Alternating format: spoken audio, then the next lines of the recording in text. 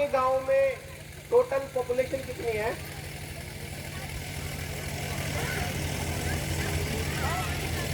कितनी होगी अंदाजा? 2600 के करीब है। 2600 के करीब का मतलब ये हो गया कि उसमें से करीब करीब 700 से लेके 1000 के बीच में बच्चे और मतलब 25-30 साल की उम्र तक के लोग होंगे, बच्चे होंगे, मतलब जिसमें बेरोजगार बच्चे भी हैं, पढ़े लिखे, और वो बच्चे भी हैं जो आज के दौर में स्कूल में जा रहे हैं। ठीक है। अब अगर किसी को ये लगता हो जैसे डॉक्टर बल्हारा बोल रहे थे कि अगर किसी को ये लगता हो कि जिंदगी में, आपकी जिंदगी में कभी भी दुनिया का कोई बाहर का आदमी आके आपके गांव के लिए कुछ कर सकता है, तो भूल जाओ। यहां सबसे बुजुर्ग बैठे हुए, मेरे सम्माननीय बुजुर्ग भी बैठे होंगे, ये उनसे पूछ लो, और जिन्होंने अपनी अपनी जिंदगी इतनी गड़ा दी उनसे पूछ लो, आपके गांव में, आपके गांव के लिए करने कोई नहीं आएगा, कभी भी नहीं आएगा, ना आज तक आया ना आगे आएगा। इसका मतलब आपका गांव आपको ही देखना पड़ेगा। पहली बात तो ये।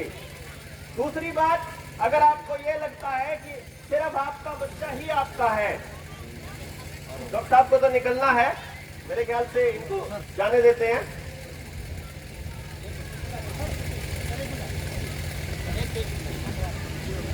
एक बार वो दी माइक। हाँ हाँ, कोई नहीं। हेलो, देखिए सरपंच साहब जो है ना, वो चाह रहे थे कि इतनी दूर से चल करके आए हैं, हालांकि सर को जाना है, लेकिन जो परिपाटी जो मेहमान आए हैं उनको पगड़ी पहना करके सम्मान करना चाहते हैं। इधर जी सरपंच साहब, और गांव से एक बुजुर्ग व्यक्ति, एक आप आगे आए, आ जाए सर, जोरदार तालियां बजाएं। आपको लग रहा होगा, मुझे पता है कि आप लोगों को जाके दूध का भी काम करना है, खाना भी बनाना है, लेकिन जो बातें शायद आज यहाँ आप लोगों के साथ की गई है या की जाने वाली है, वो बहुत महत्व रखती है। एक दिन आप अपने बच्चों के लिए, अपने परिवार के लिए लगा देंगे तो कोई ज्यादा बड़ी बात नहीं होगी। अब मैं निवेदन करूंगा सरपंच साहब से कि सबसे पहले डॉक्टर अजय बल्हारा जी को पगड़ी पहना करके उनका सम्मान करें।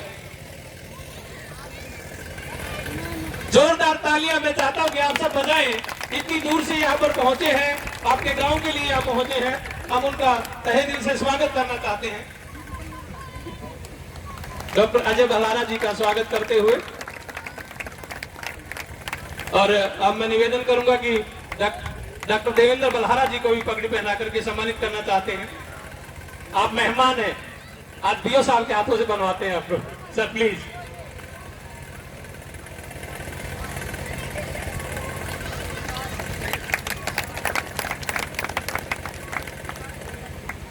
और अब मैं चाहूंगा कि स्वयं डॉक्टर बल्हारा जी अपने जो अग्रज हैं, या मैं कहूं कि जो शिक्षाविद है इस इलाके के और बानुर शान है, डॉक्टर, चलिए राजेश जी को पगड़ी पहना करके सम्मानित करें पहले, उसके बाद राजेंद्र जी को एक पगड़ी, सर प्लीज प्लीज। पूरे गांव ने बड़े मान से पगड़ी आपको सौंपी है। ये पगड़ी इस बात का प्रतीक है कि आप इस गांव के लिए विशेष तौर पर अलग से कुछ करेंगे, सभी उसके अलावा ये आपकी जिम्मेवारी बन जाती है, सर प्लीज। और जोरदार तालियां मैं चाहता हूं कि आप बजाएं। हमारे बीच शिक्षा जगत के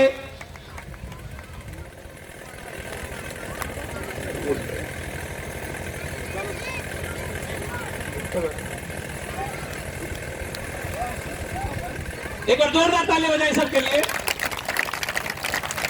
थैंक यू देवेंद्र।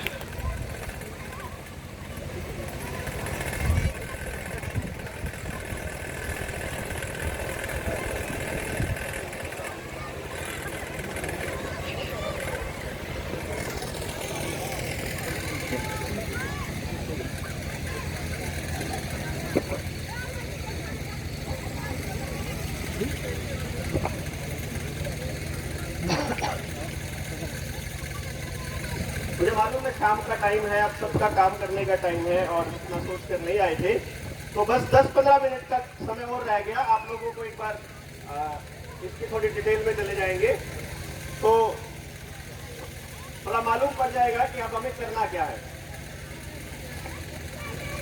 जितने भी बच्चे आपके गांव के हैं, सबसे पहले हमें ये देखना होगा कि अपने गांव में किस उम्र के कितने कितने बच्चे हैं।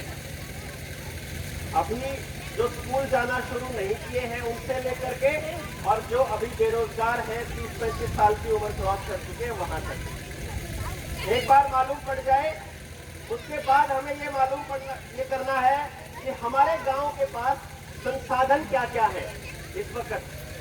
संसाधन इसलिए क्योंकि बहुत सारे लोग ऐसे हैं जिनके पास संसाधन बिल्कुल नहीं है, और बहुत सारे ऐसे लोग हैं जिनके पास संसाधन एक्स्ट्रा खड़े हैं।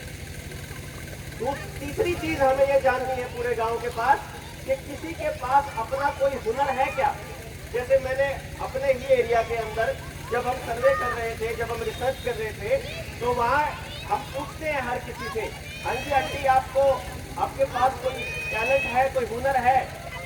तो एक लेडी हमको बोलती है कि भाई टैलेंट का तो पता नहीं, पर मेरा बनाया अचार मेरी सारी रिश्तेदारियों में जाता है। तो तेरा बनाया अचार अगर सारी रिश्तेदारियों में जाता है तो तेरा बनाया अचार हम दुकानों तक भेजने की जिम्मेदारी हमारी नहीं। इसमें क्या टेंशन है? अगर इतने लोग आपको ऑर्डर दे के बनवाते हैं तो हम आपका अचार उस जगह ले जाएंगे जहां उसकी कीमत मिलेगी। समझ रहे हैं आप मेरी बात को? इस लेवल तक हम जाने की बात कर रहे हैं।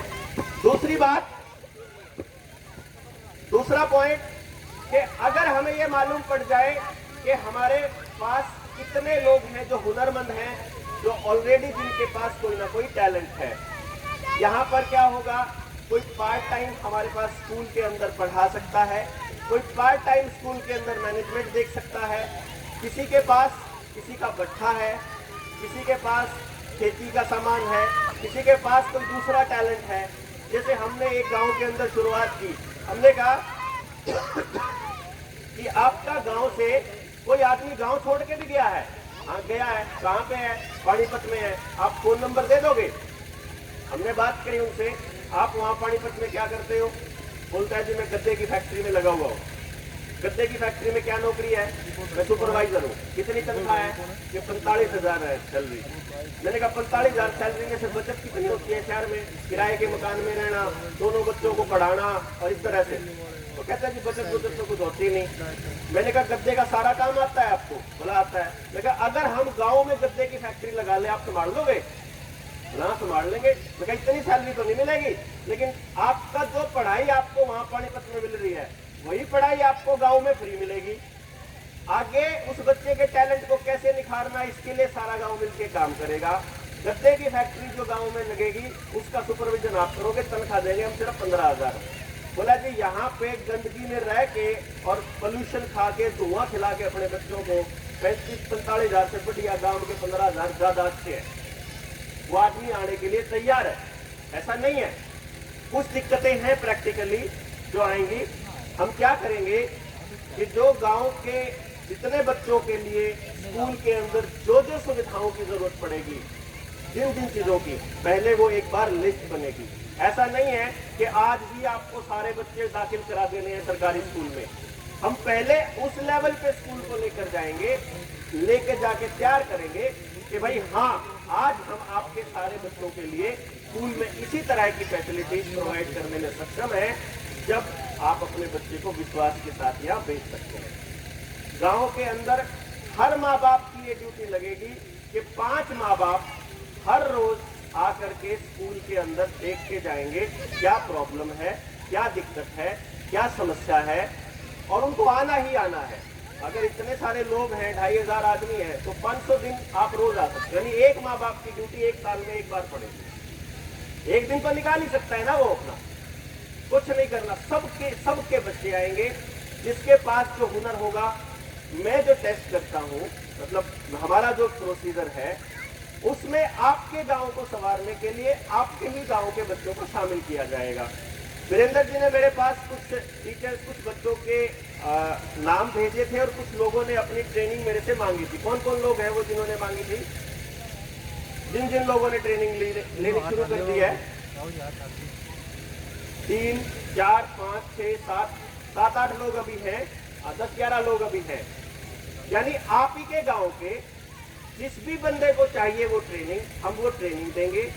वही अपने बच्चों के सारे के सारे बच्चों का हुनर हम लोग एनालाइज करेंगे। उसके लिए क्या क्या एनवायरमेंट गाँव को चाहिए वो हम सारा का सारा प्रोवाइड करने के लिए पूरा गाँव मिलकर इसके लिए प्रयास करेगा। कोई एक्स्ट्रा एक्सपर्ट और एक्स्ट्रा पैसे खर्च करने की आपको जरूरत नहीं है।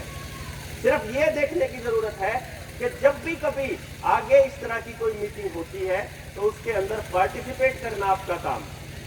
क्योंकि देखिए, जब तक आप लोग क्या करते हैं, सरपंच साहब जब कभी कोई स्कीम बनाते हैं, गांव की सुधार के लिए कुछ करते हैं, तो मेरे ख्याल से कॉन्सेप्ट है ग्राम सभा का।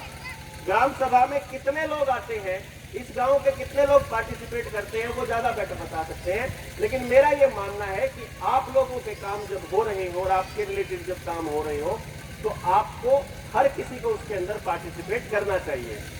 तो हम सबसे पहले क्या करेंगे, जितने लोग ट्रेनिंग मेरे यहीं सबको ट्रेनिंग दे करके और फिर हम पूरे गांव का एक रिसर्च शेड्यूल बनाएंगे कि पूरे गांव की जरूरतें क्या क्या हैं और हमारे पास अवेलेबल क्या क्या है, वो सारी चीजें पता करके उसके बाद पूरे डाटा के साथ आपके बीच में दोबारा से आएंगे कि भाई ये हालात है और इस हालात तक हमने पहुंचना है। और ये काम हमारा टारगेट है कि अगले 2-3 महीने में हम लोग करके आपके सामने वो पूरी तस्वीर ला देंगे। क्योंकि जब तक आपके सामने पूरी तस्वीर नहीं होगी तब तक हम कुछ नहीं कर पाएंगे।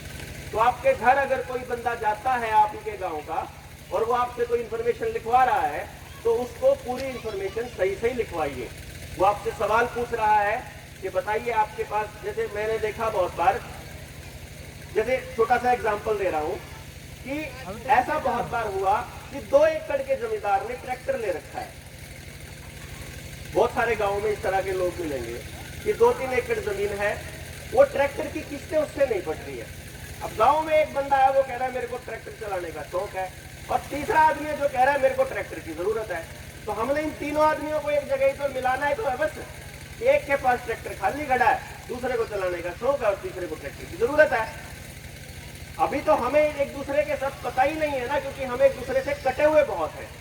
तो अल्टीमेटली हमें एक दूसरे के साथ जैसे सिर के साथ सिर से मिला के हाथ से हाथ मिला करके अब हमने इस पूरे के पूरे प्रोसेस को आगे बढ़ाना है कि किस तरह से हम इस पूरे मूवमेंट को गांव का मूवमेंट बना दे और कब ये गांव का मूवमेंट पूरे के पूरे हरियाणा का मूवमेंट बने और कब ये इस देश का मूवमेंट बने। क्योंकि आपके पास आने से पहले मैं अपनी जिंदगी के पिछले 10 साल इन लोगों के पीछे घूमते घूमते बिता चुका हूं, जिनको जो आज आपके मुख्यमंत्री हैं, जो आज आपके प्रधानमंत्री हैं। 2015 में मैं प्रधानमंत्री नरेंद्र मोदी से भी मिला था, मनोहर लाल खट्टर से कई बार मिल चुका हूं, रामविलास शर्मा एजुकेशन मिनिस्टर से बहुत बार मिल चुका हूं। वो लोग पता है क्या बोलते हैं, जब गांव वाले चार नहीं हम क्यों सिरदर्द ले वहां, मतलब वो तो सीधा उनको पता है कि गांव वाला ने किसी चीज का पता ही नहीं, तो हम क्यों काम खाई बतावा उनको। क्योंकि आपका इकट्ठा होने से उनकी सत्ता खतरे में आती है, तो ऐसी बहुत सी रुकावटें आएंगी कि आप इकट्ठे ना हो। लेकिन जिस दिन आप इकट्ठे होकर के अपने सारे बच्चों के लिए सोचने लग जाएंगे, उसी दिन मैं समझता हूं दुनिया की कोई ताकत नहीं जो हम लोगों को दोबारा से उसी लेवल पे लेके जाने से रोक सके जिसके लिए हम सोचते हैं, जैसा यहाँ से हम चलें। तो आप लोगों को अपना काम भी करना होगा। आप लोगों में से जिसने अपना नाम नहीं लिखवाया था वो वीरेंद्र जी को अपना नाम लिखवा देंगे। किस तरह से वो ट्रेनिंग होगी, किस तरह से आगे चलेंगे। अभी भी मैं यही हूँ, कहीं नहीं जा रहा। तो जिसने अपना काम करना है वो लोग जा सकते हैं, और जो लोग इकट्ठा होकर के दोबारा से हमने लंबी बातचीत करनी है वो लोग यहाँ रुक सकते हैं। आप मेरे ख्याल से और कुछ हम बात करेंगे, और जब आपके पार्टिसिपेशन की जरूरत पड़ेगी जो आप कर सकते हैं, जैसे फॉर एग्जाम्पल आप पढ़े लिखे नहीं हैं लेकिन गाँव के लिए आप पार्टिसिपेट करना चाहते हैं, तो आप इस मूवमेंट के अंदर अपना योगदान जरूर देंगे। इसी उम्मीद के साथ मैं आप लोगों के बीच में आया हूँ। और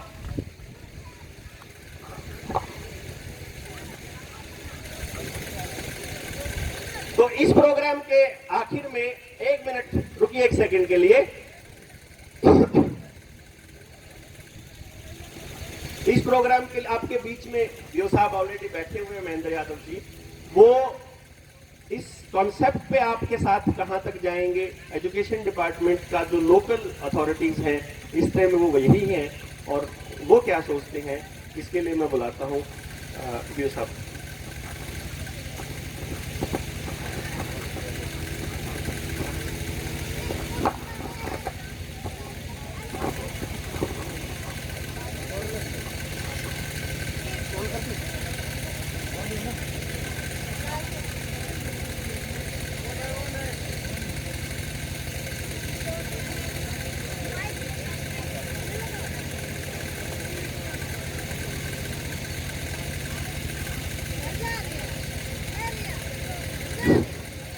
आदरणीय देवेंद्र भलारा जी, बीओ साहब राजेंद्र जी, हमारे एजुकेशन डिपार्टमेंट से बैठे हुए अफसर्स और साथियों, ग्रामीण बुजुर्गों, माताओं, बहनों और प्यारे बच्चों, देखिए ये जो कार्यक्रम है ये हमने बड़ी मुश्किल से प्लान किया था कि हम सारे गांव को एक साथ बैठाकर इस बात पर विचार करें कि अपने गांव का जो 1.5-2 करोड़ रुपया बाहर जा रहा है, अपने बच्चे जो रिस्क ले रहे हैं, उसके बाद भी वो चीज़ें नहीं मिल पा रही जो हमें मिलनी चाहिए। जो सोच करके हम कर रहे हैं वो हमारी चीज़ें पूरी नहीं हो रही। इसके लिए हमने देवेंद्र जी से ये वादा लिया था कि हम ये जान पाएं हमारे बच्चों का हुनर क्या है। इसके लिए गांव के जितने बच्चे फिलहाल सरकारी स्कूल में पढ़ते हैं, प्रथम राउंड में हम उनका हुनर जांचने के लिए डॉक्टर साहब ने जो मशीन बनाई है, शुरुआत में हम उनका टेस्ट करेंगे। उसके बाद अगर गांव चाहेगा और हम इस पूरी मूवमेंट को इस लेवल पे ले जा सकें कि हमारे पूरे गांव के बच्चे सरकारी स्कूल में आ जाएं, हम उनके पास वही टीचर लाएंगे जो आपको वहाँ पढ़ाते हैं।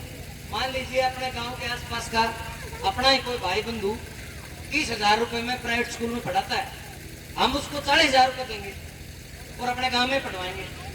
जो आप 4,000 रुपये बच्चे की फीस देते हो, आप एक साल के लिए 2-2 हज़ार ही दे दो, उससे अगले साल 1-1 हज़ार दे दो। एक समय ऐसा आएगा आपको 1 रुपया भी नहीं देना 3 साल बाद।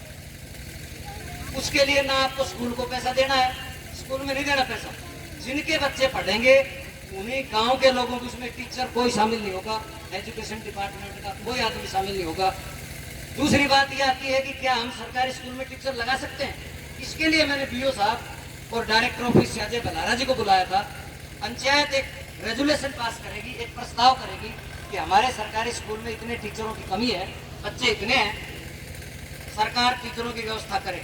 जब तक सरकार व्यवस्था करेगी हम अपने स्तर पर अध्यापक लगा रहे हैं, आप जी चाहे उतने अध्यापक लगा दो, क्योंकि स्कूल की जो मैनेजमेंट कमेटी है एसएमसी, वो संवैधानिक बॉडी है, वो कोई भी फैसला ले सकती है।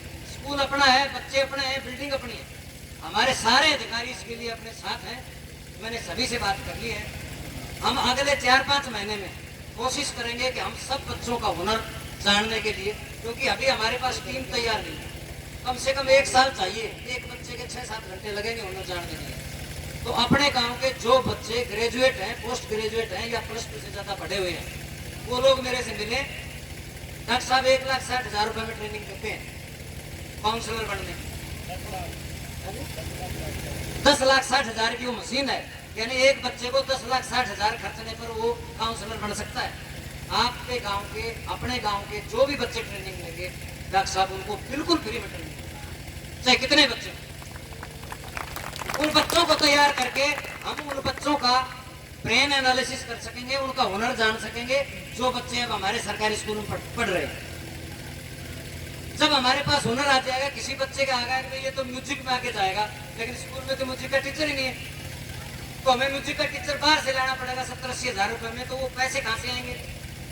जो अपने गांव के बच्चे तैयार होंगे, काउंसलर बन जाएंगे, उनके साथ एक कंडीशन रहेगी कि वो काउंसलिंग की जितनी फीस लेंगे बाहर, क्योंकि फिर बाद में वो मार्केट में भी उतरेंगे, वो पैसे भी कमाएंगे। वो बच्चे फ्री में काम करने के लिए ही थोड़ी तैयार किया गया उन्हें, तो उनमें से कुछ शेयर वो अपने सरकारी स्कूल में देंगे, वहाँ से पैसा आएगा, और कुछ पैसे अपना गाँव देगा, जो हर प्राइवेट स्कूल में 4,000 रुपये दे रहा था, वो 2 देगा 1 साल, फिर 1,000 देगा, और वहीं से हम अपने पूरे स्कूल की व्यवस्था साल 2 साल में। इसको मैं थोड़ा पूरा कर रहा हूँ। ये बात मैंने आपको बतानी भूल गया, और सच में ये बहुत इंपॉर्टेंट बात थी। जो बच्चे अपने गांव का इस लेवल पे एजुकेशन पे काम करने के लिए तैयार होंगे, उन बच्चों को यूं ही तैयार नहीं किया जाएगा। मैं आपको बता देता हूँ, इस पूरे के पूरे देश में करीब 70 कंपनियां मेरा सॉफ्टवेयर यूज करती हैं, जिसके मैं लगभग 12.5 लाख रुपया लेता हूँ सॉफ्टवेयर का।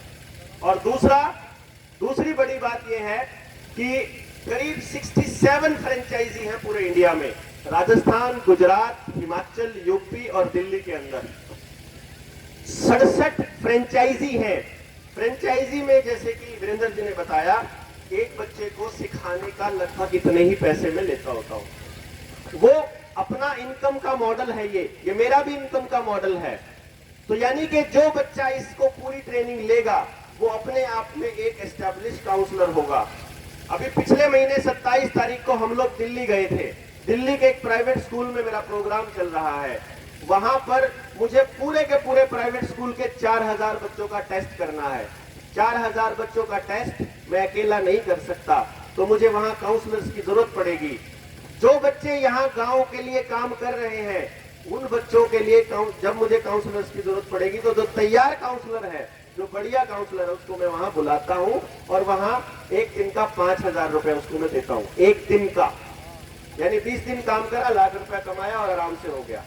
क्योंकि हम वहां से खूब पैसा कमाते हैं, ऐसा नहीं है कि हम कम पैसा कमाते हैं, बहुत पैसा कमाते हैं। मैं इतना ही पैसा लुटाता भी हूँ, मतलब खर्चा पहले तैयार होता है और कमाते हम बाद में।